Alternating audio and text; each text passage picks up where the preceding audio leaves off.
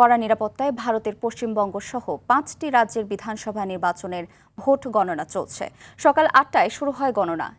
এগিয়ে থাকা আসন সংখ্যার দিক দিয়ে ক্ষমতাসীন তৃণমূলের সঙ্গে ব্যবধান বাড়িয়ে চলছে বিরোধী দল বিজেপি।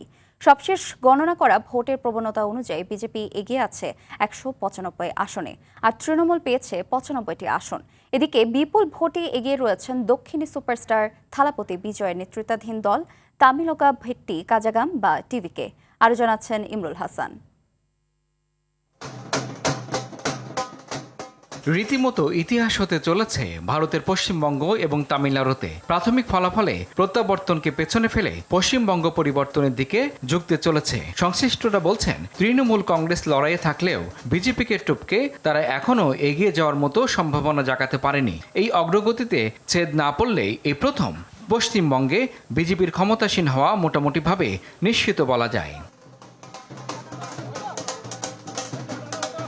ইতিমধ্যেই প্রতিক্রিয়া জানিয়েছে পশ্চিমবঙ্গের বিরোধী দলীয় নেতা শুভেন্দু অধিকারী। এই রাজ্যে তার দল বিজেপি সরকার গঠন করবে বলে মন্তব্য করেছেন তিনি।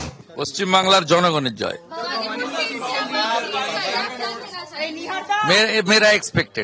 मेरा एक्सपेक्टेड है मेरा 4,500 लीड हुआ सेकेंड राउंड में एक्सपेक्टेड है। हिंदू बहुल क्षेत्र था।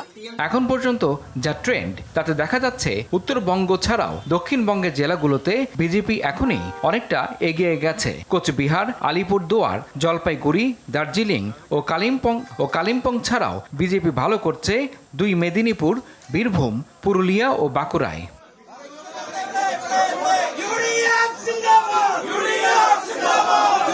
দ্বিতীয় দফায় দক্ষিণবঙ্গের 7 জেলার 142 আসনের মধ্যে গতবার বিজেপি পেয়েছিল মাত্র 18টি আসন। শুধু তাই নয়, কলকাতার 11, হাওড়ার 16, পূর্ব বর্ধমানের 16 আসনের মধ্যে বিজেপি একটিও জিততে পারেনি। তবে এবার পরিস্থিতি বলছে পুরোই ভিন্ন কথা।